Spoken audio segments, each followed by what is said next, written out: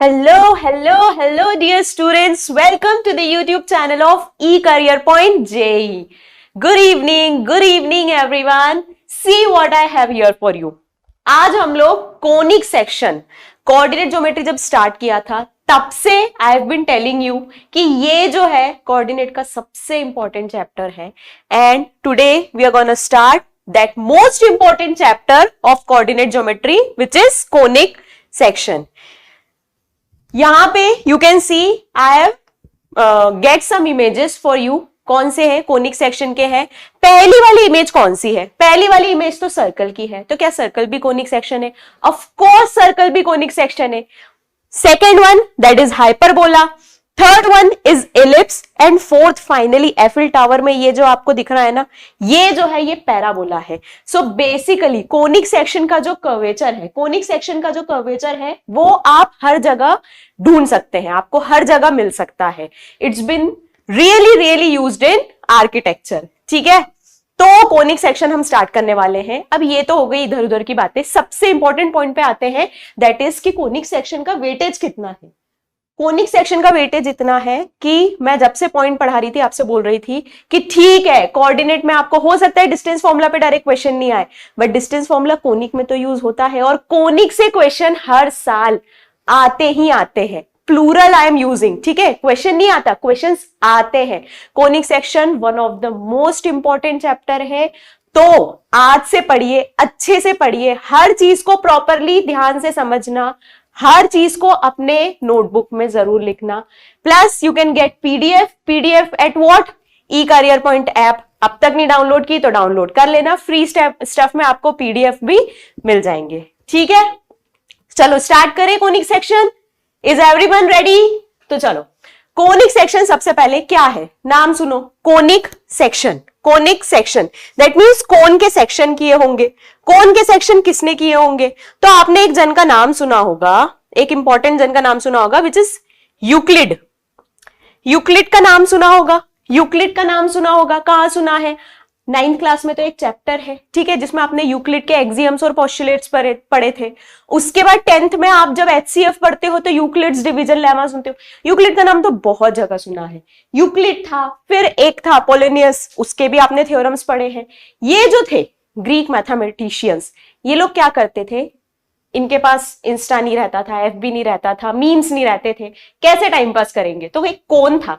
कैसा कोन था? Double ended right circular cone था. Double ended right circular cone था. उसको ये कट कर करके देखते थे कि कौन से शेप आ रहे हैं. वो कट करने पे जो सेक्शन आते थे, उन शेप को इनने क्या नाम दिया था? Conic section. बेसिकली क्या है? एक कोन है, ठीक है. कैसा कोन है? राइट सर्कुलर कोन है. राइट सर्कुलर कोन कोई आपसे पूछेगा क्या होता है तो आप बोलोगे कुछ नहीं. वर्टेक्स से अगर आप एक स्ट्रेट लाइन एक्सिस डालोगे तो वो बेस के सेंटर से अगर पास होती तो उसको हम राइट सर्कुलर कोन बोलते हैं. ठीक है. डबल एंडेड मतलब क्या होता है? तो कुछ नहीं, एक राइट सर्कुलर कोन लो, वर्टेक्स से दूसरा राइट सर्कुलर कोन उसके ऊपर लगा दो तो डबल एंडेड राइट सर्कुलर कोन बन जाएगा. तो उसको इनने कट किया और अलग अलग सेक्शन, जैसे कि ऐसे कट किया तो सर्कल, ऐसे किया तो एलिप्स.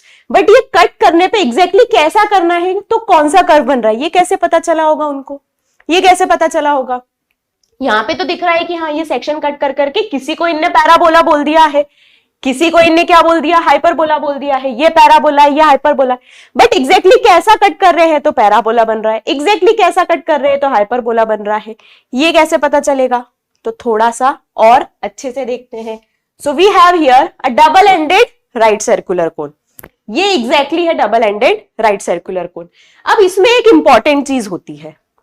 क्या इंपॉर्टेंट चीज होती है वो देख लो. यहां पे ये एंगल, ये एंगल इंपॉर्टेंट होता है. इसको हम बोलते थे जनरेटर एंगल. ठीक है. कौन सा एंगल? तो बेसिकली जो कोन का एक साइड एक्सिस के साथ एंगल बनाता है उसको हम बोल देते हैं जनरेटर एंगल. क्यों ऐसा होता है? क्योंकि देखो एक्सिस है, ठीक है, इसके साइड में अगर आपने एक एंगल पे एक लाइन रखी, उस लाइन को पूरा रिवॉल्व कर दो एक्सिस के अराउंड तो एक कोन बन जाएगा. तो बेसिकली उस एंगल का ही कोन रहेगा. वो जो लाइन एक्सिस के साथ एंगल बना रही थी, उसी एंगल को हमने क्या नाम दे दिया? उसी एंगल को हमने जनरेटर एंगल नाम दे दिया. इस एंगल के अकॉर्डिंग आप उस कोन को कैसा कट कर रहे हो, इससे पता चलेगा कि आपको कौन सा कोनिक मिलने वाला है. समझ में आई बात? बहुत छोटी सी है। कोनिक सेक्शन हम अभी देख रहे ज्योमेट्रिकली कैसे ऑब्जर्व किया उनने कि कौन सा शेप कौन से कोनिक का फॉर्म ले रहा है।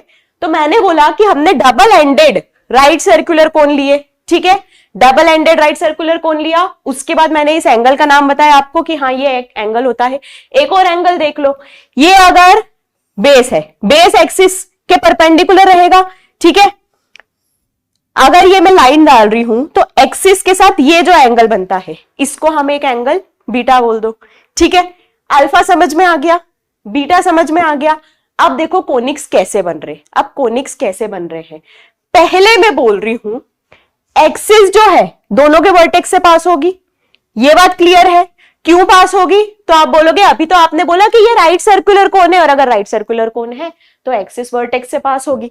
तो अब मैं बोल रही हूं कि कुछ नहीं, एक्सिस से अगर कोन कट करो, क्या करना है, एक्सिस से कट करना है, ठीक है। एक्सिस से कट करेंगे तो सेक्शन क्या बनेगा, तो आपका सेक्शन बनेगा पेयर ऑफ लाइंस का, पेयर ऑफ लाइंस का। तो आप बोलोगे इसका मतलब कि पेयर ऑफ लाइंस भी कोनिक है, मैं बोलूंगी हाँ पेयर ऑफ लाइंस भी कोनिक है, क्योंकि अगर हम डबल एंडेड राइट सर्कुलर कोन ले रहे हैं और उसकी एक्सिस से कोनिक का सेक्शन कर रहे हैं तो आपको जो सेक्शन वाला कर्व मिलेगा, जो कट हुआ कर्व मिलेगा, वो क्या रहेगा, वो पेयर ऑफ लाइंस रहेगा, ठीक है।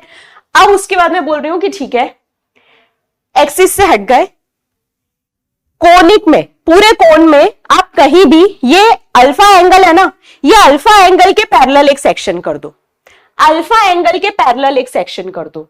तो जैसे ये दिख रहा है आपको अल्फा एंगल, जैसे ये अल्फा एंगल है तो इसके पैरेलल हमने एक सेक्शन कर दिया, इसके पैरेलल हमने एक सेक्शन कर दिया। तो सेक्शन कौन सा बन रहा है, तो अल्फा के पैरेलल सेक्शन करने पे, अल्फा के पैरेलल सेक्शन करने पे आपको क्या मिल रहा है, आपको मिलेगा पैराबोला, आपको मिलेगा पैराबोला, ठीक है। ये बस आपको एक इमेजिनेशन के लिए कि हाँ कौन सा कर्व कैसे बनता है, क्वेश्चन की बात नहीं है। बस आपको यह ध्यान रखना है कि हाँ कोनिक सेक्शन हम लोग कर्व तक पहुंचे कैसे हैं, कोनिक सेक्शन के कर्व्स तक हम कैसे पहुंचे हैं। तो हमारे पास एक double ended right circular cone था, उसको हम अलग अलग तरीके से कट कर रहे हैं और देख रहे हैं कि आपको कौन सा शेप मिल रहा है। तीसरी चीज मैं बोल रही हूं सबसे इजी चीज करो, ये बेस है, अब कोन याद करो, कोन के बेस का शेप क्या होता है। तो आप बोलोगे कोन का बेस क्या रहता है, कोन का बेस तो सर्कुलर रहता है, तो बेस के पैरेलल कोई भी चीज क्या होगी, बेस के पैरेलल कोई भी चीज सर्कुलर रहेगी। इसका मतलब अगर आपने बेस के पैरेलल सेक्शन कट किया तो आपका सेक्शन जो है वो क्या हो जाएगा, सर्कल हो जाएगा, ठीक है।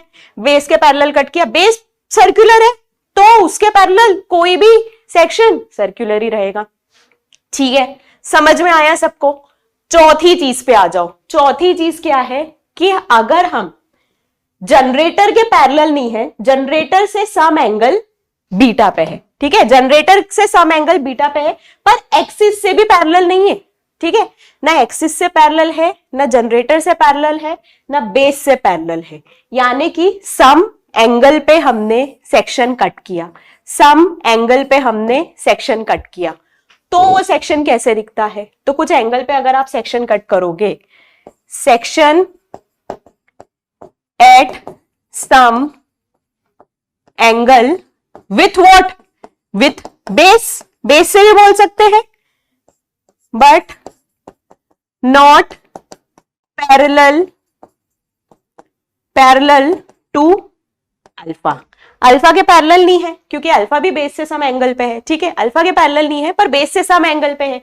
तो ऐसा सेक्शन जो है आपको क्या देता है, इलिप्स देता है। ऐसा सेक्शन क्या देता है, इलिप्स देता है। और इमेज में आपको हर चीज क्लियर होती जा रही है कि कैसे कुछ एंगल पे आपको इलिप्स मिल जा रहा है, पैरेलल होने पे पैराबोला मिल जा रहा है, ठीक है, समझ में आ रहा है सबको।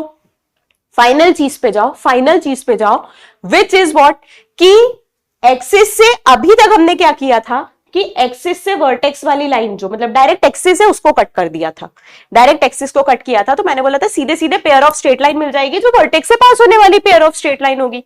पेयर ऑफ स्ट्रेट लाइन कभी भी एक सिंगल पॉइंट से पास होती है ना, तो वर्टेक्स से पास होने वाली पेयर ऑफ स्ट्रेट लाइन होगी। अब हम क्या कर रहे हैं, एक्सिस के पैरेलल सेक्शन कट कर रहे हैं, एक्सिस के पैरेलल सेक्शन कट कर रहे हैं, वर्टेक्स से पास होने वाला सेक्शन नहीं, ठीक है। तो एक्सिस से पैरेलल लाइन से जब आप सेक्शन कट करते हो, एक्सिस से पैरेलल लाइन से आप जब एक्सिस से पैरेलल सेक्शन कट करते हो, ठीक है, पैरेलल सेक्शन कट करते हो, तो वो सेक्शन आपको क्या देता है, वो सेक्शन आपको देता है हाइपरबोला, वो सेक्शन आपको देता है हाइपरबोला, ठीक है। ये बच्चा लोग सिर्फ फील के लिए है कि हाँ आपको समझ में आ जाए कि एक डबल एंडेड राइट सर्कुलर कोन लेके हम कैसे इतने अलग अलग कर्व्स तक पहुंच गए, हम कैसे इतने अलग अलग कर्व्स तक पहुंच गए। पहला कर्व क्या था, तो पहला मैंने बोला पेयर ऑफ स्ट्रेट लाइन था, सीधे सीधे एक्सिस से कट कर दो, ठीक है। दूसरा पैराबोला था, आपने क्या किया कि मैंने बताया जनरेटर एंगल है, जनरेटर एक्सिस जो है उसके पैरेलल सेक्शन कट करो। तीसरा था सर्कल, बेस के पैरेलल सेक्शन कट कर दो, फिर ना बेस के पैरेलल ना जनरेटर एक्सिस के पैरेलल, इन दोनों के मिड में कोई एंगल ले लो और उससे सेक्शन कट कर दो, तो इलिप्स आ गया था। और फाइनली एक्सिस से पैरेलल आपने कहीं भी कोई सेक्शन कट किया तो आपको हाइपरबोला मिल जाएगा, ठीक है। समझ में आया, ज्योमेट्री के पॉइंट ऑफ व्यू से समझ में आ गया। बट हम लोग क्या कर रहे हैं, हम लोग तो कोऑर्डिनेट ज्योमेट्री पढ़ रहे हैं, यानी कि जब तक एक्स वाई नहीं आएगा तब तक हमको समझ में अच्छे से कहां आएगा कि ये क्या चल रहा है। तो हम लोग एक्स वाई वाली चीज समझने के लिए डेफिनेशन पे आ जाए, डेफिनेशन पे आ जाए। तो देखो कोनिक सेक्शन की डेफिनेशन क्या है, एकदम स्टैंडर्ड डेफिनेशन है, देख लो क्या होती है कि it is the locus, conic section is the locus of moving point moving in a plane, ठीक है, which moves such that एक एक लाइन ध्यान से पढ़ो बच्चा, एक एक लाइन ध्यान से पढ़ो, which moves such that the ratio of its distance from fixed point, ratio ले रहे हैं, ठीक है, ratio of its distance from fix point to its perpendicular distance from fix line is constant, to its perpendicular distance from a fix line is constant. फिर से सुनो क्या बोला जा रहा है, ये बोला जा रहा है कि ठीक है हमारे पास एक प्लेन है, कोनिक सेक्शन की डेफिनेशन देख रहे, डेफिनेशन क्यों देख रहे हैं, क्योंकि हमको एक्स वाई में समझना है कि ये कर्व क्या होते हैं। सर्कल जैसे हमको पता है ना कि हाँ सर्कल का शेप बेस के पैरेलल सेक्शन कट करके आया, लेकिन आपसे कोई पूछेगा कि यार सर्कल क्या है, तो आप बोलोगे कि अच्छा अगर आप बोल रहे हो कि मुझे कोऑर्डिनेट एक्सिस पे एक सर्कल ड्रॉ करना है जिसका सेंटर 0,0 है और रेडियस r है, तो मैं X square plus Y square is equal to R square जो है वो इक्वेशन यूज करके ड्रॉ कर सकता हूं उस सर्कल को, है ना। वैसे ही हम कोनिक सेक्शन समझने की कोशिश कर रहे हैं, कैसे कि एक्स वाई में हम इन कर्व्स को कैसे ट्रेस कर सकते हैं, कोऑर्डिनेट में इन कर्व्स को कैसे ट्रेस कर सकते हैं। तो उसके लिए मैं आप लोगों को एक डेफिनेशन बता दे रही हूं, ठीक है। तो डेफिनेशन ये है कि आप प्लेन में हो, प्लेन में एक पॉइंट मूव कर रहा है, कैसे मूव कर रहा है उस पर कुछ कंडीशन लगा दी, क्यों, क्योंकि लोकस की बात हो रही है, लोकस की बात हो रही है तो कंडीशन लगना तो जरूरी है। तो क्या कंडीशन लगाई कि एक काम करो, उसका एक फिक्स पॉइंट से डिस्टेंस ले लो, ठीक है, फिक्स पॉइंट को हम नाम भी दे देते हैं, फोकस नाम दे देते हैं, तो फिक्स पॉइंट से उसका डिस्टेंस ले लिया, फिर उसका एक फिक्स लाइन से भी डिस्टेंस लिया, फिक्स लाइन को भी नाम दे दिया डायरेक्ट्रिक्स। अच्छा फिक्स लाइन से कैसा डिस्टेंस लिया, क्योंकि एक पॉइंट से तो फिक्स लाइन से मल्टीपल कितने इनफाइनाइट डिस्टेंस आ सकते हैं, तो आपने बोला नहीं नहीं नहीं, डिस्टेंस की जब भी बात होती है एक पॉइंट और एक लाइन के बीच में तो हमेशा परपेंडिकुलर डिस्टेंस की बात होती है, हमेशा परपेंडिकुलर डिस्टेंस की बात होती है। तो क्या किया हमने, उस पॉइंट का फिक्स लाइन से परपेंडिकुलर डिस्टेंस लिया। अब क्या कर रहे हैं कि ये दोनों डिस्टेंस का रेशियो हमेशा कांस्टेंट आना चाहिए, ये दोनों डिस्टेंस का रेशियो हमेशा कांस्टेंट आना चाहिए। तो मुझे बताओ बच्चा क्या चल रहा है, क्या चल रहा है यहाँ पे, यहाँ पे एक आपको फिक्स लाइन दी होगी, क्यों, क्योंकि फिक्स लाइन है ना, ये तो पता ही होना चाहिए। तो इसको मान लो LX plus MY plus N is equals to 0, ये हो गई आपकी फिक्स लाइन। और क्या दिया होगा, एक फिक्स्ड पॉइंट दिया होगा, इसको हम लोग क्या मान ले, इसको हम लोग मान लेते हैं x1, y1, कोई दिक्कत तो नहीं, x1, y1 मान सकते हैं, ठीक है। अब तीसरी चीज क्या लेनी है, तो पॉइंट जो मूव कर रहा है वो भी तो आपको देखना पड़ेगा कि कैसे मूव कर रहा है।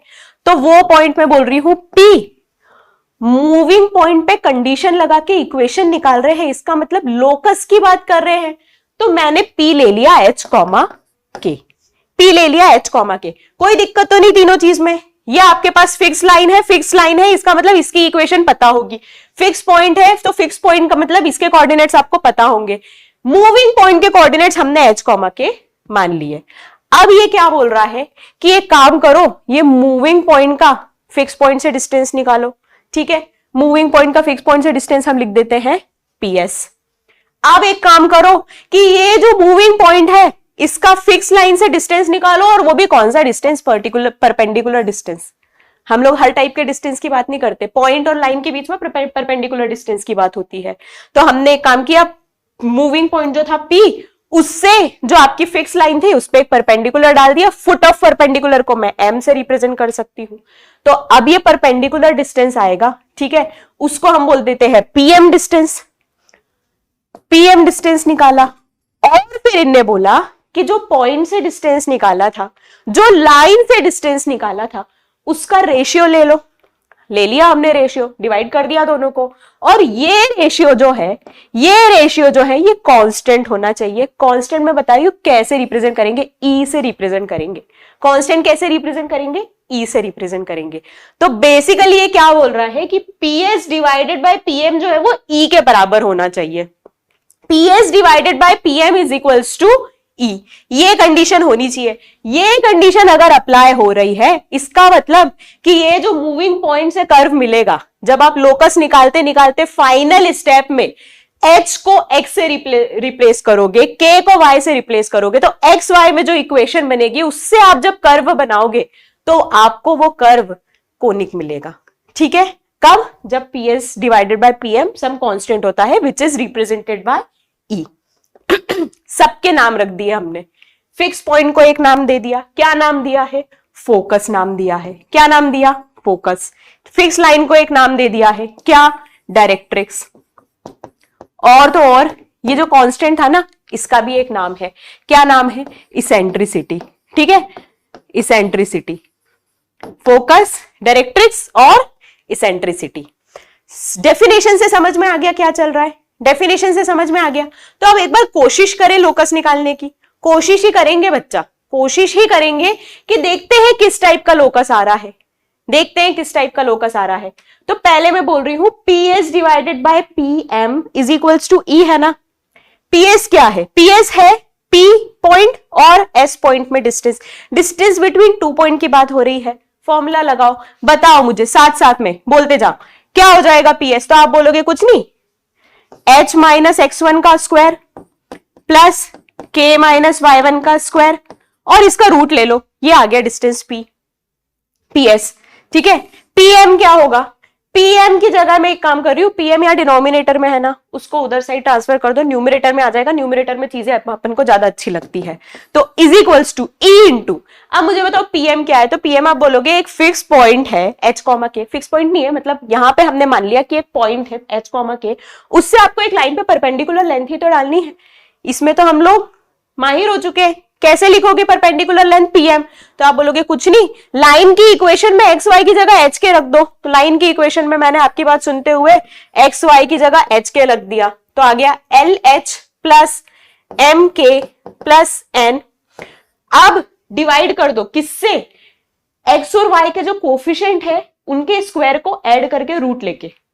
समझ में आ गया, एक्स वाई के कोफिशिएंट लो, उनका स्क्वायर करो, उनको ऐड करो और रूट ले लो। तो किससे डिवाइड कर रहे हो आप, root of L square plus M square से। ये सब सीधे सीधे सिंपल सिंपल फॉर्मूले जो हम लोग अब तक पढ़ चुके हैं और हम लोग को टिप्स पे हो चुके हैं ये फॉर्मूले। ठीक है, अब मैं बोल रही हूँ ठीक है, और कंफर्टेबल हो जाओ, और कंफर्टेबल हो जाओ, दोनों साइड स्क्वायर कर दो, दोनों साइड स्क्वायर कर दो और देखो क्या हो रहा है। तो H माइनस X1 का square plus K minus Y1 का square is equals to E square into LH square plus MK square plus H square क्यों लिख रही हूं मैं, होल स्क्वायर हो जाएगा, होल स्क्वायर हो जाएगा बच्चा यहाँ पे, है ना। कोई H स्क्वायर K स्क्वायर नहीं रहेगा, सीधे सीधे होल स्क्वायर बनने वाला है। तो LH plus MK plus N का होल स्क्वायर डिवाइडेड बाय, ये रूट का स्क्वायर लेंगे तो रूट हट जाएगा, तो basically L square plus M square आ जाएगा। ऐसी चीज आने वाली है स्क्वायर करने पे, ऐसी चीज आने वाली है स्क्वायर करने पे। चलो देखते हैं आगे और क्या हो रहा है। तो आपके पास क्या था, आपके पास था h माइनस x1 का square plus k minus y1 का square is equals to E square, देखते रहो सही लिख रही हूं कि नहीं लिख रही हूं, ठीक है, L H plus M K plus N का whole square divided by L square plus M square. यही चीज आई थी लास्ट स्लाइड में, यही चीज पे रुके थे हम।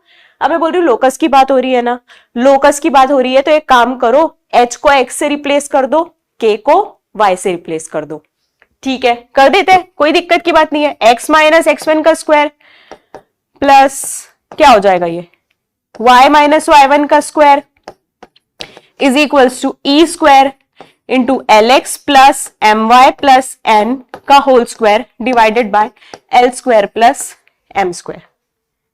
ठीक है, यहां तक समझ में आ गया? कुछ नहीं कर रहे हैं, जो जो बोला गया है डेफिनेशन में, जो भी चीज बोली थी वही की वही चीज हमने मैथमेटिकल फॉर्म में लिख दी, वही की वही चीज। हमको हर फॉर्मूला याद था, फॉर्मूला याद कर करके जो भी था वैसा का वैसा अप्लाई करके लिख दिया, तो ये कंडीशन आ गई। अब मेरी तो इतनी हिम्मत नहीं है कि मैं इस पूरे फॉर्मूले को ओपन करूं, बट मैं इस फॉर्मूले को ऑब्जर्व कर सकती हूं। कैसे ऑब्जर्व कर सकती हूं कि यार ये क्या है, a माइनस बी का होल स्क्वायर, तो a माइनस बी का होल स्क्वायर ओपन होने पे मुझे कौन सी टर्म्स मिलती है? तो आप बोलोगे कुछ नहीं, एक टर्म तो मिलेगी एक्स स्क्वायर की। ठीक है, चलो देखते जाओ कौन कौन सी टर्म्स मिलती जा रही है आपको, कौन कौन सी टर्म मिलती जा रही है। तो एक टर्म आपको मिल रही है एक्स स्क्वायर, ठीक है, एक टर्म आपको मिल रही है एक्स वाली, ठीक है, -2ab में, एक आपको कांस्टेंट टर्म मिल रही है। इससे बताओ क्या मिल रहा है? तो आप बोलोगे ये भी a माइनस बी का होल स्क्वायर है, y एक आएगा तो एक y स्क्वायर वाला टर्म आ जाएगा, 2ab में एक y वाला टर्म हो जाएगा, फिर y1 स्क्वायर, तो y1 एक फिक्स पॉइंट था, फिक्स पॉइंट का y कोऑर्डिनेट था, तो वो भी एक कांस्टेंट रहेगा। लेफ्ट हैंड साइड पे यही 6 टाइप की टर्म्स मिल रही है। राइट हैंड साइड पे आ जाओ, राइट हैंड साइड पे जब lx plus M Y plus N का होल स्क्वायर ओपन होगा, ये चीज तो कांस्टेंट मल्टीप्लाई होती जाएगी, तो इस पे अपन ध्यान नहीं देते हैं। lx वाला टर्म ओपन होगा तो एक एक्स स्क्वायर आ जाएगा, ठीक है, यहां पे a प्लस बी प्लस सी का होल स्क्वायर लग जाएगा। पहले a प्लस बी या a माइनस बी का होल स्क्वायर लग रहा था, अब a प्लस बी प्लस सी का होल स्क्वायर लग रहा है। तो एक टर्म एक्स स्क्वायर का आ गया, ये वाले टर्म का स्क्वायर करेंगे तो वाई स्क्वायर का टर्म आ गया, ये वाले टर्म का स्क्वायर करेंगे तो कांस्टेंट आ गया, ठीक है। फिर a प्लस बी प्लस सी के होल स्क्वायर में फिर टर्म्स क्या आते हैं, 2ab 2bc 2ca, तो 2ab करने पे एक xy का टर्म आ गया, 2ac करने पे एक x का टर्म आ गया, और 2bc करने पे एक y का टर्म आ गया। इतने ही टर्म्स मिल रहे हैं, मैंने ओपन नहीं किया पर मुझे टर्म्स पता चल गए कि कौन कौन से मिल रहे हैं। उसमें कॉन्स्टेंट्स मल्टीप्लाई हो रहे हैं, ई स्क्वायर मल्टीप्लाई हो रहा है, L square plus M square multiply हो रहा है, बट मुझे ओवरऑल पता चल गया कि इन्हीं टर्म्स में से कुछ ना कुछ मिलेगा। क्यूब व्यूब तो नहीं दिख रहा ना किसी को, कहीं एक्स क्यूब तो नहीं दिख रहा, या एक्स स्क्वायर वाई तो नहीं दिख रहा, एक्स वाई है एक, ठीक है। तो अब मुझे बताओ कि यार इन सारे टर्म्स को यूज करते हुए x square y square x y constant term x y, इन सबको यूज करते हुए तुम कोई एक जनरल इक्वेशन का आइडिया दे सकते हो? कोई एक ऐसी जनरल इक्वेशन होगी जो इन टर्म्स को यूज करते हुए बनेगी? तो आप बोलोगे अरे हमने सेकेंड डिग्री कर्व की जनरल इक्वेशन पढ़ ली है, और अगर हमने सेकेंड डिग्री कर्व की जनरल इक्वेशन पढ़ ली है तो हम लोग बोल सकते हैं कि this equation will be of form, this equation will be of form a x square plus 2hxy plus b y square plus 2gx plus 2fy plus c is equals to 0। Terms को देखो ध्यान से, कौन कौन सी terms हट के निकाली थी, सबको यूटिलाइज करते हुए मैंने क्या किया, एक जनरल इक्वेशन लिख दी। और ये जनरल इक्वेशन किसकी जनरल इक्वेशन है? सेकेंड डिग्री कर्व की जनरल इक्वेशन है। इसका मतलब conic section is nothing but a second degree curve. ठीक है, समझ में आया सबको? क्लियर है ये कंसेप्ट? कुछ नहीं किया था बच्चा, हमने क्या किया, कि उसने हमको डेफिनेशन बताई, हमने बोला हम इस डेफिनेशन को मैथमेटिकल फॉर्म में लिख सकते हैं। क्यों लिख सकते हैं? हमको आता है लिखना। हमको आता है कि अगर P एक रैंडम पॉइंट, S एक फिक्स पॉइंट है, एक फिक्स लाइन है, P एक मूविंग पॉइंट है, उसका S से डिस्टेंस निकालना है, तो हमको पता है कि दो पॉइंट्स के बीच में डिस्टेंस फॉर्मूला कैसे लगाते हैं। फिक्स लाइन है और एक पॉइंट है, तो हमको पता है कि उस पॉइंट से परपेंडिकुलर डिस्टेंस उस लाइन पे कैसे लिखा जाता है। उसके बाद क्या किया है? उसके बाद तो बस प्लस माइनस ही किया है और टर्म्स ऑब्जर्व किए, कौन कौन सी टर्म्स आ रही थी, जो जो भी टर्म्स आ रही थी उसको जनरलाइज कर दिया। अब एक्स स्क्वायर के आगे यहां पे कुछ होगा, एक्स स्क्वायर के आगे यहां पे कुछ होगा, माइनस करके कुछ ना कुछ तो कांस्टेंट ही निकलने वाला है ना, कांस्टेंट निकलने वाला है, तो उसको ए मान लिया। एक्स वाई के आगे जो कांस्टेंट था उसको 2h मान लिया। तो जनरल एक फॉर्म कैसा आ गया इक्वेशन का? इक्वेशन का फॉर्म कैसा आ गया? इक्वेशन का फॉर्म आ गया सेकेंड डिग्री जनरल इक्वेशन वाला, ax square plus 2hxy plus by square plus 2gx plus 2fy plus c is equals to 0। और जैसे ये फॉर्म आया, इससे आपको ये बात क्लियर हो गई कि हमको पेयर ऑफ स्ट्रेट लाइन क्यों मिल रहा था। इससे आपको ये बात क्लियर हो गई कि पेयर ऑफ स्ट्रेट लाइन हमको क्यों मिल रहा था, क्योंकि पेयर ऑफ स्ट्रेट लाइन भी तो इसी इक्वेशन से रिप्रेजेंट होता है।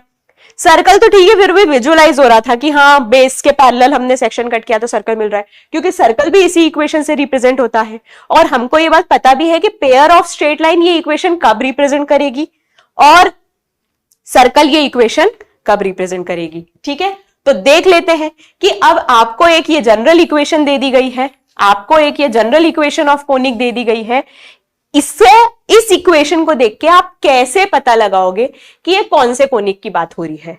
इस इक्वेशन को देख के कैसे पता लगाओगे कि कोनिक सेक्शन की बात हो रही है? ठीक है, समझ में आया सबको? क्लियर है सबको कि हम आखिर ये सेकेंड डिग्री जनरल इक्वेशन तक, सेकेंड डिग्री के कर्व के जनरल इक्वेशन तक पहुंचे कैसे? ये चीज हर जन को क्लियर होती जा रही है ना, सबको पूरी तरीके से क्लियर है। तो चलो आगे बढ़ते हैं और देखते हैं कि अब हम कैसे पता लगाएंगे कि कौन सा कर्व कैसे निकलेगा। इक्वेशन है आपके पास, ठीक है। एग्जाम जब देते हैं ना तो आपको double ended right circular code नहीं मिलता कि आप कैंची से काट काट के देखोगे कि आपको कौन सा कर्व मिल रहा है। एग्जाम्स पूरा आपका एक्स और वाई में होने वाला है, तो हमको पता भी एक्स और वाई में ही लगाना है कि फाइनली कर्व कैसे निकलेगा। ठीक है, सबसे पहले सबसे इजी चीज, सेकेंड डिग्री जनरल इक्वेशन का डिस्क्रिमिनेंट याद है कि नहीं याद है? अभी तक भी नहीं याद है तो अब याद कर लो, अभी तक भी नहीं याद है तो अब याद कर लो। ये होता है A B C plus 2fgh minus AF square minus BG square minus CH square. ये वैल्यू निकालनी है आपको, ये वैल्यू निकालनी है। ये अगर 0 आती है तो आप क्या बोलते हो? ये 0 आने पे आप क्या बोलते हो कि आपका कर्व क्या है? पेयर ऑफ स्ट्रेट लाइन है। आपका कर्व क्या बन रहा है? पेयर ऑफ स्ट्रेट लाइन बन रहा है। ये चीज तो हमने पेयर ऑफ स्ट्रेट लाइन में देख ही ली थी कि second degree curve pair of straight line कब बनाता है। तो मैंने बता दिया था कि हाँ ये कंडीशन होनी चाहिए, क्या? डिस्क्रिमिनेंट 0 होना चाहिए। डिस्क्रिमिनेंट क्या था? ABC plus 2fgh plus minus AF square minus BG square minus CH square. ये वैल्यू कैलकुलेट करके देखा था। ठीक है, ये याद हो गया है ना सबको? डिस्क्रिमिनेंट की वैल्यू याद है कि नहीं? इस फॉर्म में रखो या डिटर्मिनेंट फॉर्म में रखो, डिटर्मिनेंट फॉर्म में भी रखोगे कोई प्रॉब्लम नहीं है। ठीक है, जैसे भी हो फाइनली आपका ये वैल्यू निकालना आपको आना चाहिए। अब दूसरी चीज आ जाती है कि अब 0 नहीं हो तो, 0 है तो हमको कंफर्म है कि ये पेयर ऑफ स्ट्रेट लाइन है। 0 नहीं हो तो अच्छा, सेकेंड डिग्री कर्व की बात थी, पेयर ऑफ स्ट्रेट लाइन को हटा दिया, सर्कल कब बनेगा? तो आप बोलोगे कि ये इक्वेशन अगर हमारे सामने है, पिछली वाली इक्वेशन कहां गई? पिछली वाली इक्वेशन, एक मिनट, पिछली वाली इक्वेशन क्या थी? तो पिछली वाली इक्वेशन थी AX स्क्वायर, एक minute, AX square plus 2HXY plus BY square plus 2GX plus 2FY plus C is equals to 0। ये इक्वेशन आई थी। अब इसमें आपने पेयर ऑफ स्ट्रेट लाइन हटा दिया कि डिस्क्रिमिनेंट निकाल के पता लगा लेंगे। सर्कल कैसे पता लगाएंगे? सर्कल भी तो आपको पूरी तरीके से क्लियर है कि हाँ सर्कल के लिए तो ज्यादा सोचने वाली बात ही नहीं, H 0 हो जाता है, A is equals to B हो जाता है, यही होता है सर्कल के लिए, याद है। अब हमको बाकी कोनिक की कंडीशन निकालनी है, तो बाकी कोनिक की कंडीशन बहुत ही सीधी सीधी स्ट्रेट फॉरवर्ड आती है। क्या आती है बाकी कोनिक की कंडीशन? कि अगर डिस्क्रिमिनेंट नॉन जीरो आया, अगर डिस्क्रिमिनेंट नॉन जीरो आया तो अब आपको ऑब्जर्व क्या करना है, अब आपको क्या ऑब्जर्व करना है, तो आप सबसे पहले बोलोगे कि या तो ई देखो या एच स्क्वायर और एबी में रिलेशन देख लो। ठीक है, या तो ई देखोगे या एच स्क्वायर और एबी में रिलेशन देखोगे। ई इज इक्वल्स टू 1 है और H square is equals to AB है। ठीक है, दोनों चीज साइमल्टेनियसली होगी, ऐसा नहीं होगा कि ई इज इक्वल्स टू 1 आ रहा है और H square greater than a b आ जा रहा है। साइमल्टेनियसली होगी, या तो ये चेक कर लो या ये चेक कर लो। E is equals to 1 check कर लिया तो भी पैराबोला मिलेगा, h square is equals to a b आ गया तो भी पैराबोला मिलेगा। तो इक्वेशन अगर इस फॉर्म में दी है तो H square is equals to AB कर लो, और इक्वेशन अगर P H is equals to E P M के फॉर्म में दी है तो ई की वैल्यू देख लो। ठीक है, अपने कन्वीनियंस के हिसाब से, क्वेश्चन के हिसाब से डिसाइड करना है कि ई देखना है या एच स्क्वायर और ए बी निकालना है। ठीक है, तो अगर ई इक्वल्स टू 1 है, H square is equals to A B है तो पैराबोला मिलेगा। ई अगर लेस देन 1 आया तो एच स्क्वायर भी ए बी से छोटा आएगा। मैंने बोला साइमल्टेनियसली होती है ये चीजें, दोनों में से कोई एक चीज चेक कर लो। तो ई अगर लेस देन 1 है और 0 से बड़ा भी है, 0 तो सर्कल के लिए हो जाएगा, ई अगर 0 से 1 के बीच में है और एच स्क्वायर ए बी से छोटा है, दोनों में से कोई एक चेक कर लोगे, इलिप्स मिल जाएगा। और फाइनली ई अगर आपका 1 से बड़ा है और एच स्क्वायर ए बी से बड़ा है, दोनों में से कोई भी चेक कर लो, आपको हाइपरबोला मिल जाएगा। ठीक है, समझ में आया सबको? कुछ नहीं करना है, आपके पास जनरल इक्वेशन रहेगी तो आप क्या बोलोगे कि जनरल इक्वेशन में तो मुझे h डिटेक्ट करना इजी होता है, सीधे सीधे मैं xy का कोफिशिएंट देख लेता हूं, उसमें 2 का डिवाइड दे देता हूं। जनरल इक्वेशन में ए बी भी आप देख सकते हो, एक्स स्क्वायर और वाई स्क्वायर का कोफिशिएंट, तो हम एच स्क्वायर और ए बी को कंपेयर कर लेंगे कि दोनों इक्वल आ रहे हैं तो पैराबोला, एच स्क्वायर बड़ा आ रहा है तो हाइपरबोला, एच स्क्वायर छोटा आ रहा है तो इलिप्स। ठीक है, और अगर आपको इसेंट्रिसिटी दी है कि यार दोनों का डिस्टेंस का रेशियो निकाला और वो रेशियो 0.5 आया, तो आप बोलोगे 0.5 तो 0 से 1 के बीच में लाई करता है। हमने एक मूविंग पॉइंट का फिक्स पॉइंट से डिस्टेंस निकाला, एक मूविंग पॉइंट का फिक्स लाइन से डिस्टेंस निकाला और दोनों का रेशियो लिया और बताया कि यार वो रेशियो 0.5 आ रहा था, तो आपने बोला ये 0.5 0 से 1 के बीच में लाई कर रहा है, इसका मतलब वो जो मूविंग पॉइंट है ना वो इलिप्स कर्व है। क्या कर्व है? इलिप्स कर्व है। समझ में आया सबको? क्लियर हो गया? अब तक हर कंसेप्ट क्लियर होता जा रहा है। इक्वेशन से हम कैसे अब डिटेक्ट कर रहे हैं, सारे कंसेप्ट क्लियर हो रहे हैं। ठीक है, आगे बढ़े हम लोग, रेडी हो? जल्दी से इस पे क्वेश्चन देख लेते हैं, कुछ नहीं, सीधे सीधे इक्वेशन दी है, सीधे सीधे इक्वेशन दी और पूछ लिया कि बताओ ये कर्व कौन सा कोनिक रिप्रेजेंट कर रहा है। आपको एक इक्वेशन दी और सीधे से पूछ लिया कि बताओ ये कर्व कौन सा कोनिक रिप्रेजेंट कर रहा है। तो अब आप बोलोगे कि क्योंकि हमको इक्वेशन दी है तो इक्वेशन में हमारे लिए ए बी और एच निकालना इजी होता है।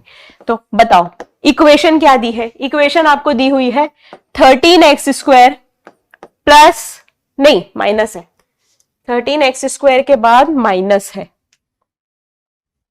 13x स्क्वायर के बाद माइनस है, तो आप बोल दोगे minus 18xy plus 37y square plus 2x plus 14y minus 2 is equals to 0। ये इक्वेशन दी और बोला कौन सा कोनिक। तो पहले तो आप बोलोगे एक काम करो, डिस्क्रिमिनेंट चेक कर लो। ठीक है, डिस्क्रिमिनेंट चेक करने से ये पता चल जाएगा कि कहीं ये पेयर ऑफ स्ट्रेट लाइंस तो नहीं, तो डिस्क्रिमिनेंट चेक करके देख लेते हैं।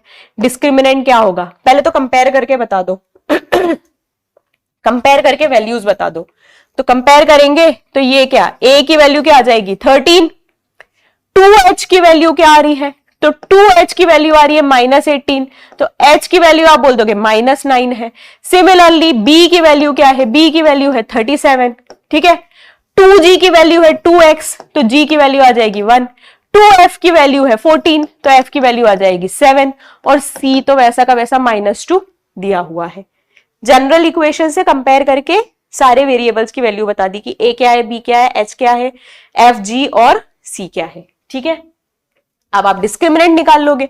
तो डिस्क्रिमिनेंट कैसे निकालोगे? a b into C -13 37 into 2 plus 2f यानी कि -9, h यानी कि -9, f यानी कि 7, g यानी कि 1, 13 37 into 2 plus 2 into 9 into 7 into 1 plus ABC plus 2FGH minus AH square minus AF square, तो क्या आ जाएगा आपके पास माइनस ऑफ A क्या है 13, F स्क्वायर क्या है 49, ठीक है, माइनस BG स्क्वायर, B क्या है आपके पास 37, G क्या है आपके पास 1, माइनस CH स्क्वायर, तो माइनस ऑफ -2 हो जाएगा +2, H स्क्वायर आपके पास आ जाएगा 81।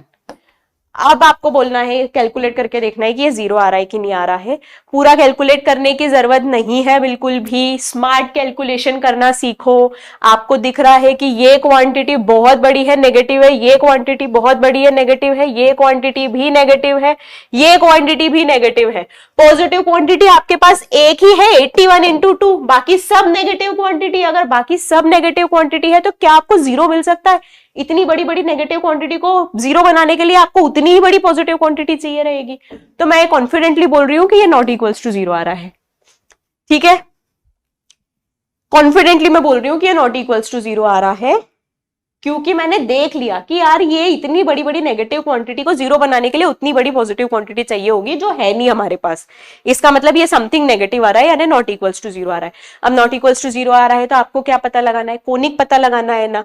कोनिक पता लगाने के लिए क्या करते हैं, या तो ई को देख लेते हैं कि 1 से बड़ा, छोटा या बराबर है, या फिर एच स्क्वायर को AB से कंपेयर कर सकते हैं। इस जगह पे क्या कंफर्टेबल रहेगा? तो इस जगह पे आप बोलोगे हमारे पास H है तो हमारे पास H स्क्वायर है, हमारे पास A है और हमारे पास B है तो हमारे पास AB भी है, कंपेयर कर लो।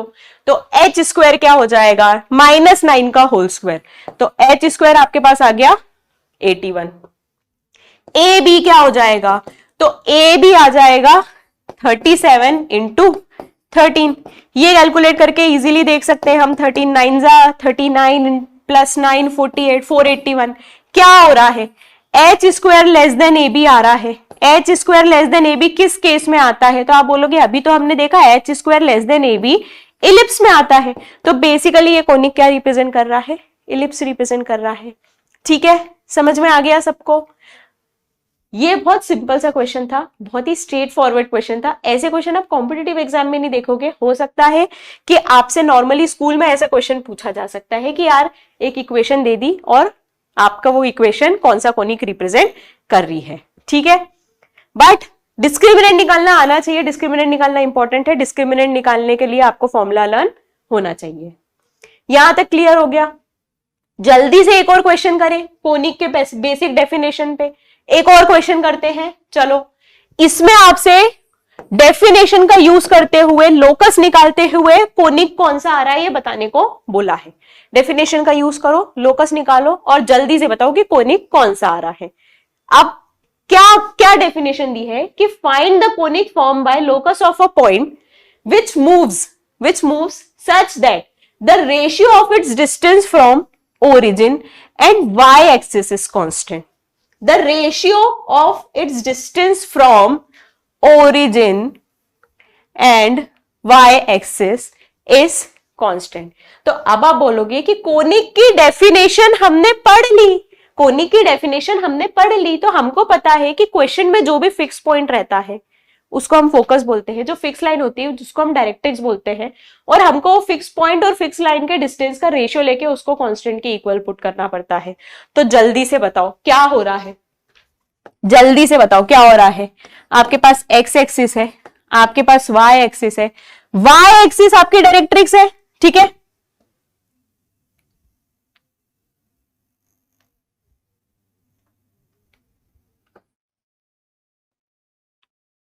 वाई एक्सिस आपकी डायरेक्ट्रिक्स थी, ये आपका फिक्स पॉइंट है, ये आपकी डायरेक्ट्रिक्स है। अब आपको एक मूविंग पॉइंट लेना है। मैं बोल रही हूं चलो मूविंग पॉइंट ले लो H, के।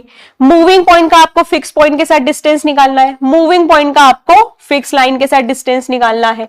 ये सारे डिस्टेंस अब तक तो आप लोग देख के बता सकते हो। जो बच्चा अभी स्टार्टिंग से अच्छे से कोऑर्डिनेट पढ़ रहा है वो बच्चा ये डिस्टेंस देख के बता देगा कि OP जो है वो और कुछ नहीं, ओरिजिन का किसी पॉइंट P से डिस्टेंस है, तो OP तो root of H square plus K square होगा, ठीक है। अब PM क्या है? किसी भी पॉइंट का Y एक्सिस से डिस्टेंस, किसी भी पॉइंट का Y एक्सिस से डिस्टेंस क्या होता है? एक्स कोऑर्डिनेट के इक्वल होता है। किसी भी पॉइंट का वाई एक्सिस से डिस्टेंस उसके एक्स कोऑर्डिनेट के इक्वल होता है, तो PM is equals to h आ जाएगा। अब बोला क्या है कि ये फिक्स पॉइंट से डिस्टेंस लो, ये फिक्स लाइन से डिस्टेंस लो, दोनों का रेशियो लो और दोनों के रेशियो को सम कांस्टेंट के इक्वल पुट कर दो। दोनों का रेशियो लेके उसको सम कांस्टेंट के इक्वल पुट कर दो। करके देखते हैं। Root of h square plus के square is equals to e h हो जाएगा। स्क्वायरिंग कर दो दोनों साइड। एच स्क्वायर प्लस के square is equals to E square into h square. अब मैं बोल रही हूं कि एच स्क्वायर को उससे ट्रांसफर कर दो, तो के स्क्वायर आ जाएगा e square minus 1 into h square. Final step है लोकस की। फाइनल स्टेप क्या होती है लोकस की? फाइनल स्टेप होती है कि आप k को y से रिप्लेस करते हो और h को x से रिप्लेस करते हो। तो y square is equals to E square minus 1 into x square. h नहीं, x आएगा यहां पे। क्या आएगा? X square. E square minus 1 into x square. अब ये क्या आ रहा है आपके पास? ये चीज किस चीज की इक्वेशन है? तो आप बोलोगे कुछ नहीं, रूट लेके देखो तो आ रहा है plus minus root of E square minus 1 root of E square minus 1 into X. तो एक जगह तो आ रहा है y is equals to root of E square minus 1 into X, एक जगह आ रहा है y is equals to minus of root of E square minus 1 into X. ये किस चीज की इक्वेशन है? तो आप बोलोगे कि ये तो कुछ नहीं, y is equals to mx दिया हुआ है, y is equals to mx दिया हुआ था और ये जो था ये सेकंड डिग्री की होमोजीनियस इक्वेशन थी। अब सेकंड डिग्री की होमोजीनियस इक्वेशन है तो आप बोलोगे मैम आपने तो ये चीज पेयर ऑफ स्ट्रेट लाइन पढ़ाते वक्त कॉन्फिडेंटली फर्स्ट लेक्चर में बोली थी कि सेकंड डिग्री की होमोजीनियस इक्वेशन किसी भी हालत में क्या रिप्रेजेंट करेगी? सेकंड डिग्री की होमोजीनियस इक्वेशन किसी भी हालत में एक pair of straight line represent करेगी। Passing through what? Passing through origin. वो हमने देख लिया कि ये क्या है, ये y is equals to mx है, ये y is equals to m2x है। इसका मतलब कि ये और कुछ नहीं, पेयर ऑफ स्ट्रेट लाइन है कोनिक। अब इसमें स्पेशलिटी बताओ, ये conic pair of straight line कैसे आ गया? डिस्क्रिमिनेंट 0 हो जाएगा, ये बात तो मुझे समझ में आ रही है, पर क्या पूरा क्वेश्चन करते वक्त किसी ने इस क्वेश्चन के बारे में थोड़ा सा ट्विस्ट ऑब्जर्व किया है? किसी ने इस क्वेश्चन को करते वक्त एक छोटा सा ट्विस्ट ऑब्जर्व किया कि इसमें हुआ क्या है? तो आप बोलोगे कि जब हम शुरू में पढ़ रहे थे, शुरू में हम लोग पढ़ रहे थे ना, तो हमने फोकस को कहीं बनाया था। हमने कैसे किया था बताओ? देखो, ये फिक्स लाइन ली थी, ये फिक्स पॉइंट लिया था, ये फिक्स लाइन थी, ये फिक्स पॉइंट था और ये मूविंग पॉइंट था। इस केस में बताओ क्या हो रहा है पर्टिकुलरली? इस केस में ऐसा हो रहा है कि जो फिक्स पॉइंट है, फिक्स पॉइंट क्या दिया था? ओरिजिन। फिक्स लाइन है, फिक्स लाइन क्या दी थी? Y axis. तो फिक्स पॉइंट फिक्स लाइन पे ही लाई कर रहा है। इसका मतलब अगर आपका फोकस आपकी डायरेक्ट्रिक्स पे लाई करने वाला होता है तो आपका कर्व जो है वो पेयर ऑफ स्ट्रेट लाइन होता है। समझ में आ गया सबको? यानी कि अब कोई पूछेगा कि एक काम करो, ये कर्व बताओ, ये फिक्स लाइन है, ये पॉइंट है और इसेंट्रिसिटी की भी चलो वैल्यू दे दी, जल्दी से बताओ कौन सा कर्व चल रहा है। तो ऐसा नहीं कि इसेंट्रिसिटी की वैल्यू देख के हाँ इज इक्वल्स टू बन दिया, पैराबोलॉइड निकल रहा है, ई इज लेस देन बन दिया, इलिप्स निकल रहा है। पहले ये देखो कि वो फोकस कहीं डायरेक्ट्रिक्स पे लाई तो नहीं कर रहा है। फोकस डायरेक्ट्रिक्स पे लाई करेगा तो पेयर ऑफ स्ट्रेट लाइन मिलेगा। ठीक है, समझ में आ गया सबको? क्लियर है पूरी तरीके से? कोनिक क्या होता है, कोनिक की क्या डेफिनेशन है, शुरू से हर चीज समझ में आई। कोनिक कैसे निकाला हमने, इक्वेशन के फॉर्म में कैसे लाए, PS is equals to EPM करके सेकंड डिग्री कर्व देखा, सेकंड डिग्री कर्व के फिर अलग अलग केसेस देखे। डिस्क्रिमिनेंट इज इक्वल्स टू 0 पे क्या हो रहा है, नॉट इज इक्वल्स टू 0 पे क्या हो रहा है। नॉट इज इक्वल्स टू 0 में तीन कौन कौन से केसेस बन रहे हैं? H square is equals to A B, H square less than A B, H square greater than A B. सारी चीजें अच्छे से समझ में आई। दोनों जो क्वेश्चन करे हैं वो भी अच्छे से समझ में आए। कोनिक का बेसिक समझ में आ गया। पैराबोला की तरफ मूव करें हम लोग कॉन्फिडेंटली, पैराबोला की तरफ मूव करें। ठीक है, तो उसके पहले हम लोग कोनिक के इंपॉर्टेंट टर्म्स पढ़ लेते हैं। इंपॉर्टेंट टर्म्स क्या है? कुछ नहीं, बेसिकली जैसे सर्कल में होता है ना, सर्कल में हमने क्या किया कि एक लाइन थी जो सर्कल को एक सिंगल पॉइंट पे टच कर रही थी तो उसको हमने नाम दे दिया था टेंजेंट। सिमिलरली एक लाइन थी जो सर्कल को दो पॉइंट पे इंटरसेक्ट कर रही थी तो उसको हमने नाम दे दिया था सीकेंट। फिर वो सीकेंट लाइन हटा के एंड पॉइंट्स पे एंड कर दिया, लाइन सेगमेंट बना दिया तो उसको हमने नाम दे दिया था कॉर्ड। कि यार कोई भी दो पॉइंट को ज्वाइन कर रहे हैं सर्कल के एक लाइन सेगमेंट, तो उसको हमने नाम दे दिया। ऐसे ही हमने कोनिक में भी क्या किया है कि कुछ स्पेशल चीजों को देख के नाम दे दिया गया है। ठीक है, उन टर्म्स को एक बार अच्छे से समझ लेते हैं कि कौन कौन से नाम दिए हैं। पहली चीज तो फोकस फिक्स पॉइंट है। जो भी फिक्स पॉइंट की बात हो रही है डेफिनेशन में वो फोकस था। ठीक है, फिक्स लाइन क्या था? तो फिक्स लाइन डायरेक्ट्रिक्स थी, नाम हम लोग समझ गए थे। ठीक है, कांस्टेंट याद है? इसेंट्रिसिटी। हाँ, आगे बढ़ो। एक्सिस, अब एक्सिस क्या होती है? तो एक्सिस हमने कोनिक के लिए देखो कैसे डिफाइन करी है, फोकस से पास होने वाली एक लाइन होगी। ठीक है, फोकस एक फिक्स पॉइंट है, तो आप बोलोगे एक फिक्स पॉइंट से पास होने वाली तो इनफाइनाइट लाइंस हो सकती है, पर नहीं, हमको एक ही लाइन की बात करनी है। तो उसकी एक और स्पेशलिटी होगी कि वो डायरेक्ट्रिक्स के परपेंडिकुलर भी होना चाहिए, वो डायरेक्ट्रिक्स के परपेंडिकुलर भी होना चाहिए। तो एक्सिस क्या है? एक्सिस एक लाइन है, फोकस से पास हो रही है, जो परपेंडिकुलर टू व्हाट? डायरेक्ट्रिक्स है। ठीक है, अब वर्टेक्स, तो वर्टेक्स क्या है? कोनिक का आप जब कर्व ग्राफ ड्रॉ करोगे, बनाएंगे, अभी ग्राफ भी बनाएंगे, जैसे सर्कल ड्रॉ करते हैं ना अपन हर बात पे, लाइन बना देते हैं, ऐसे ही कोनिक भी आप हर बात पे देखना ड्रॉ करना सीख जाओगे। तो कोनिक जब ड्रॉ करोगे, एक्सिस बना दोगे, डायरेक्ट्रिक्स बना दोगे, फोकस लिख दोगे, कोनिक ड्रॉ करोगे, वो कोनिक एक्सिस को किसी पॉइंट पे इंटरसेक्ट करेगा, वो कोनिक को एक्सिस को जिस भी पॉइंट पे इंटरसेक्ट करेगा उसको हम बोल देते हैं वर्टेक्स। ठीक है, कोनिक का एक्सिस से इंटरसेक्शन पॉइंट। अगली चीज देखो, अगली चीज है सेंटर। पैराबोला के बारे में, ये पैराबोला के केस में सेंटर की बात नहीं करते हम, बाकी कर्व के केस में करते हैं क्या कि अगर आप कोई भी कोनिक पे कोई कॉर्ड ड्रॉ करो तो जिस पॉइंट पे हर कॉर्ड बाइसेक्ट हो जाती है उस पॉइंट को हम सेंटर बोलते हैं। और ये चीज आप सर्कल में बहुत अच्छे से फील ले चुके हो। कैसे?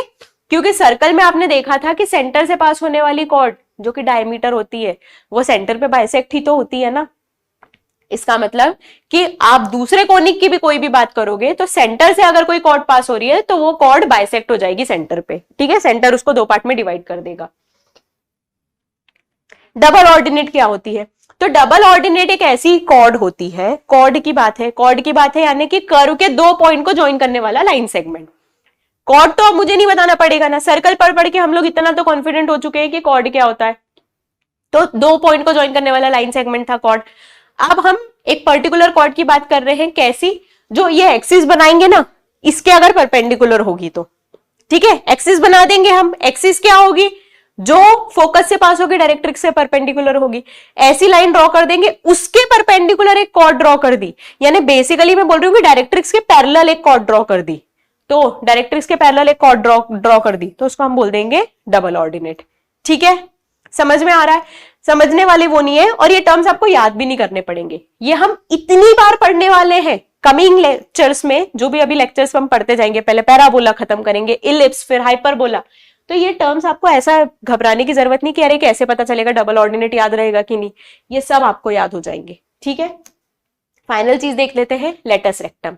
तो लेटस रेक्टम कैसी कॉर्ड है? एक स्पेसिफिक कॉर्ड है, एक स्पेसिफिक कॉर्ड है।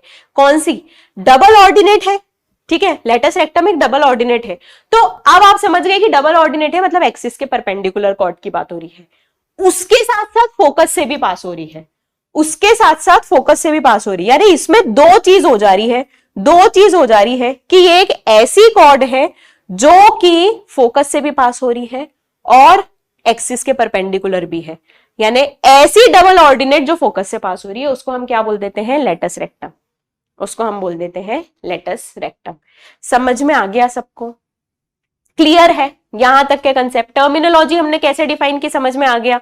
बस डेफिनेशन से ये तो कि हाँ इस चीज को ऐसा बोल देते, इस चीज को ऐसा बोल देते, याद हो जाएगा ये सारे टर्म्स आपको अच्छे से, जैसे जैसे क्वेश्चंस में डील करना सीखोगे। क्लियर है? बहुत इंट्रोडक्शन टच किया है अभी हमने कोनिक का, क्या होता है कोनिक, इक्वेशन कहां से आई, इक्वेशन को हम ऑब्जर्व करके कोनिक में डिस्टिंग्विश कैसे करेंगे और उसके इंपॉर्टेंट टर्म्स क्या होते हैं। बहुत छोटी छोटी सी चीजें समझी है। पैराबोला स्टार्ट करें। मैं आज आपको बस पैराबोला की एक इक्वेशन निकाल के बताऊंगी, उसके बाद कल हम डिटेल में पढ़ेंगे कि आप पैराबोला में बताओ, पैराबोला में लेटस रेक्टम आप नींद में से जग के बता दोगे कि यार जनरल स्टैंडर्ड इक्वेशन में पैराबोला का लेटस रेक्टम क्या होता है, या जनरल इक्वेशन में भी क्या होता है। लेटस रेक्टम तो आपके लिए बहुत बाएं हाथ का खेल रहेगा कैलकुलेट करना। तो चलो पैराबोला का स्टैंडर्ड इक्वेशन निकालने की कोशिश करते हैं। अब मुझे बताओ कि पैराबोला पे आ गए ना हम लोग, कोनिक समझ में आ गया ना अच्छे से, हर बच्चे को समझ में आ गया ना, कोनिक में कोई डाउट नहीं है। पैराबोला पे आ गए तो मुझे बताओ कि पैराबोला में ई की वैल्यू क्या थी? पैराबोला में ई की वैल्यू क्या थी? पैराबोला में ई की वैल्यू 1 थी।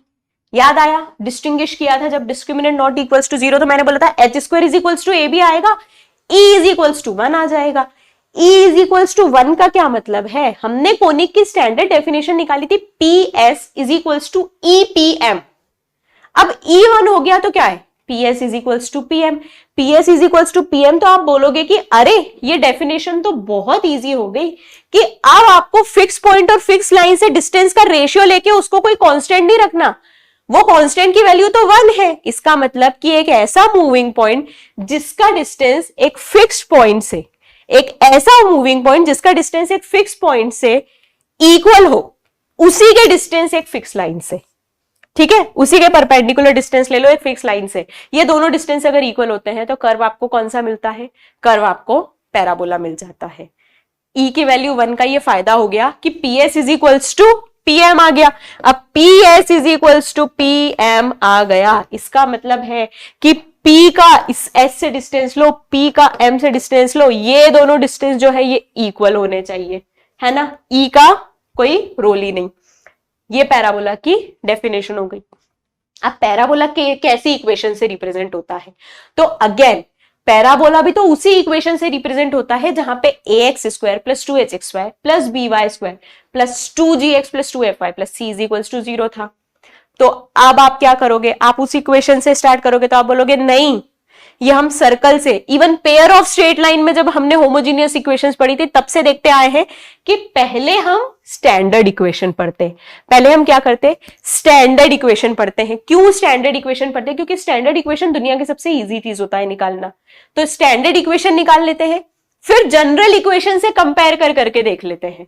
हर चीज हम कैलकुलेट स्टैंडर्ड इक्वेशन में कर लेंगे और जनरल इक्वेशन से कंपेयर करते जाएंगे। तो पैराबोला की स्टैंडर्ड इक्वेशन हम कैसे निकालेंगे? आपको एक फोकस मानना है, एक डायरेक्ट्रिक्स मानना है। तो डायरेक्ट्रिक्स हम क्या मानेंगे? 2x plus 3y minus 7 is equal to 0 line को डायरेक्ट्रिक्स मानेंगे क्या? नहीं, कोई सिंपल सी लाइन लेंगे। सिंपल सी मैंने एक लाइन ले ली Zn, कैसी ली? x plus a is equal to 0, x plus a is equal to 0 यानी x is equal to some constant, x is equal to some constant यानी y एक्सिस से पैरेलल लाइन मैंने डायरेक्ट्रिक्स ले ली, y axis से parallel line directrix ले ली, ठीक है। Focus क्या लिया? फोकस ले लिया a,0, फोकस a,0। तो उससे फायदा क्या हुआ? कोऑर्डिनेट एक्सिस में बहुत सिंपल से पॉइंट आ गए। कोऑर्डिनेट एक्सिस में बहुत सिंपल से पॉइंट आ गए। कैसे पॉइंट आ गए? कैसे पॉइंट आ गए? ये x है, ये y है, ये a,0 है। पीछे a चले जाओ तो ये माइनस a पॉइंट से पास होने वाला, माइनस a,0 से पास होने वाली आपकी लाइन z इंटू n है, ठीक है, Zn है। ये आपके डायरेक्ट्रिक्स है, ये आपका फोकस है। बहुत सिंपल सा स्टैंडर्ड फॉर्म लिया। अब आपको लाइन निकालनी है पैराबोला की इक्वेशन। पैराबोला की इक्वेशन निकालने के लिए P एक पॉइंट मान लो h, k, ठीक है। P एक पॉइंट मान लिया h, k। इसका आप a,0 से डिस्टेंस निकालो, इसका परपेंडिकुलर डिस्टेंस निकालो, किससे? डायरेक्ट्रिक्स से। a,0 से डिस्टेंस निकालो, डायरेक्ट्रिक्स से डिस्टेंस निकालो, दोनों को इक्वेट ही तो करना है। तो बताओ मुझे P h, k का a,0 से डिस्टेंस क्या होगा? तो P h, k का a,0 से बोलोगे आप डिस्टेंस निकालना है ना, डिस्टेंस फॉर्मूला लगा दो, h माइनस a का स्क्वायर प्लस k स्क्वायर, यही तो होने वाला है। अब P पॉइंट का इस लाइन से परपेंडिकुलर डिस्टेंस, तो आप बोलोगे इसमें तो परपेंडिकुलर डिस्टेंस का फॉर्मूला लगाने की भी जरूरत नहीं, क्योंकि मुझे ये डिस्टेंस पता है। ये लाइन जो है y एक्सिस के पैरेलल लाइन है, यानी ये लाइन हर पॉइंट पे y एक्सिस से इक्वी डिस्टेंट पे है। इसका मतलब ये डिस्टेंस मुझे किसी भी हालत में पता है क्या है, a है, और ये y एक्सिस है। y एक्सिस का किसी पॉइंट से डिस्टेंस, y एक्सिस का किसी पॉइंट से डिस्टेंस उसके x कोऑर्डिनेट के बराबर होता है। तो टोटल डिस्टेंस मुझे कोई बता सकता है क्या होगा? आप बोलोगे ये डिस्टेंस a था, ये डिस्टेंस h था, टोटल डिस्टेंस आ जाएगा h प्लस a। डाउट तो नहीं? किसी भी बच्चे को ये डिस्टेंस लिखने में डाउट तो नहीं आया? सिंपल सा फंडा लगा दिया मैंने। आप चाहते हैं तो h, k से इस लाइन पे परपेंडिकुलर भी डालोगे, कोई बड़ी बात नहीं है परपेंडिकुलर डालना, बट मुझे पता है ना कि यार ये y एक्सिस के पैरेलल लाइन है, तो ये डिस्टेंस हमेशा कांस्टेंट रहेगा, और ये माइनस a,0 से पास हो रही है, इसका मतलब ये डिस्टेंस a दिया हुआ है। माइनस ए नहीं, डिस्टेंस है, मॉड ले लिया मैंने, ठीक है। तो ये a दिया हुआ है और ये डिस्टेंस कुछ नहीं, y एक्सिस का किसी पॉइंट से डिस्टेंस है। y एक्सिस का किसी पॉइंट से डिस्टेंस क्या होता है? x कोऑर्डिनेट के बराबर होता है। तो h प्लस a, ये डिस्टेंस लिख दिया। अब बताओ क्या करना है? आप बोलोगे कुछ नहीं करना, स्क्वायर करना है, बस स्क्वायर करना है तो स्क्वायर कर लो। चलो, तो h माइनस ए होल स्क्वायर खोल भी रही हूं साथ में और दोनों साइड में स्क्वायर भी कर दे रहे हैं। तो h square plus A square minus 2ah plus के square is equals to, right hand side में स्क्वायर हुआ तो h प्लस ए का होल स्क्वायर आ जाएगा, h square plus A square plus 2ah। अब आप बोलोगे h स्क्वायर से h स्क्वायर कैंसिल हो गया, a स्क्वायर से a स्क्वायर कैंसिल हो गया, ये 2ah को मैंने राइट हैंड साइड में पहुंचा दिया तो k स्क्वायर आ गया 4ah के इक्वल, k स्क्वायर आ गया 4ah के इक्वल। लोकस निकालने की लास्ट स्टेप थी, k को y से रिप्लेस कर दिया, h को x से रिप्लेस कर दिया, तो ये स्टैंडर्ड इक्वेशन आ गई। ये स्टैंडर्ड इक्वेशन आपके पास क्या आ गई? y square is equals to 4ax, y square is equals to 4ax। ये दिखता कैसा है?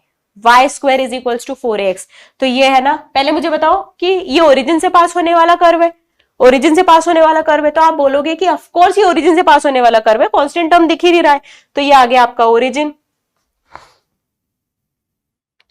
ये आपका ओरिजिन है, ठीक है। ओरिजिन P पॉइंट था h कॉमा के,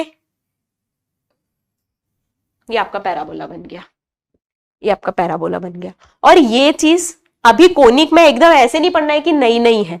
क्यों? क्योंकि y is equals to ax square plus bx plus c तो आपने पहले ही देखा है कि कर्व क्या होता है, अपवर्ड पैराबोला होता है। किस में देखा था? क्वाड्रेटिक पढ़ी थी उसमें देखा था। तो यहां पे क्या है? उल्टा हो गया है, y स्क्वायर आ गया है और x आ गया, वहां पे y था और x स्क्वायर था, तो ये अपवर्ड के बजाय ऐसा बन गया पैराबोला, ओरिजिन से पास होने वाला बन गया। और ऐसे भी पता था कि ओरिजिन इस कर्व पे लाई करेगा, क्योंकि देखो ओरिजिन का डिस्टेंस इस फिक्स पॉइंट से कितना है, तो आप बोलोगे a है, और ओरिजिन का डिस्टेंस इस फिक्स लाइन से कितना है, तो आप बोलोगे a है, क्योंकि फिक्स लाइन जो है वो पीछे माइनस a जा रही है ना, तो ये डिस्टेंस भी a है, ये डिस्टेंस भी a है, यानी कि ओरिजिन भी कर्व पे लाई करता है, क्योंकि कर्व का हर पॉइंट फिक्स पॉइंट और फिक्स लाइन से इक्वी डिस्टेंट पे है। समझ में आ गया? इक्वेशन कैसे आई समझ में आ गया? हर बच्चे को ये बताओ, ये कंसेप्ट क्लियर हुआ कि नहीं हुआ अभी तक? हर बच्चे को ये कंसेप्ट क्लियर हो गया? हम लोग पैराबोला की स्टैंडर्ड इक्वेशन पे कैसे पहुंचे हैं, पैराबोला की स्टैंडर्ड इक्वेशन पे कैसे पहुंचे, ये चीज सारे बच्चों को क्लियर हो गई, ठीक है। सबको समझ में आ गया? फिक्स पॉइंट था, ठीक है। a,0 हमने अपनी कन्वीनियंस से लिया है। कन्वीनियंस से इसलिए लिया है क्योंकि स्टैंडर्ड इक्वेशन में चीजों को समझना इजी होता है। देखो कितनी प्यारी सी इक्वेशन आ गई। इक्वेशन देखते से मैंने पूछा ओरिजिन से पास होगी, आपने बोला हाँ ओरिजिन से पास होगी क्योंकि कांस्टेंट टर्म नहीं है। वहीं अभी कुछ टेढ़ी मेढ़ी डायरेक्ट्रिक्स लेते, टेढ़ा बड़ा फोकस लेते, तो वो ओरिजिन से पास होने वाला कर्व नहीं होता, तो और दिक्कत होती। यहाँ पे क्लियरली पता था। अब हम नेक्स्ट लेक्चर में डिटेल में क्या देखेंगे, नेक्स्ट लेक्चर में हम डिटेल में देखेंगे कि अब इस पैराबोला पे वो जितनी टर्मिनोलॉजी पढ़ी है ना, एक्सिस क्या होती, वर्टेक्स क्या होते हैं, ठीक है। सेंटर की मैंने बात करी नहीं, एक्सिस, वर्टेक्स, ठीक है। डायरेक्ट्रिक्स तो पता है, फोकस पता है। उसके बाद हमने क्या पढ़ा था, latus rectum, focal chord, double ordinate, हर चीज, हर छोटी बड़ी चीज जो है वो इस कर्व पे देखेंगे कि कैसे निकलेगी, ठीक है। सबको समझ में आया आज का लेक्चर? सबको समझ में आया है तो जल्दी से एक काम करना, अगर आपको ये लेक्चर समझ में भी आ गया, मजा भी आ गया, तो इस सेशन को लाइक कर देना, ठीक है। E career point JEE YouTube channel को सब्सक्राइब कर दो और साथ साथ बेल आइकन भी प्रेस करो ताकि आपको नोटिफिकेशन मिले क्लास का। नोटिफिकेशन मिलना जरूरी है, वरना धुन पट्टी में है, हमको नोटिफिकेशन नहीं मिला, क्लास मिस हो गई, फिर बाद में लेक्चर देखोगे और बीच में सोचते रहोगे कि यार ये चीज मुझे पूछनी थी, लाइव चैट में प्रेजेंट रहते तो पूछ सकते थे, ठीक है। तो बेल आइकन भी प्रेस करना, ई करियर पॉइंट जेई चैनल को सब्सक्राइब भी करना, इस लिंक को शेयर भी करना ताकि ज्यादा से ज्यादा बच्चे साथ में ज्वाइन कर पाए, ठीक है। Okay, thank you, good day to you all, good day बच्चा लोग।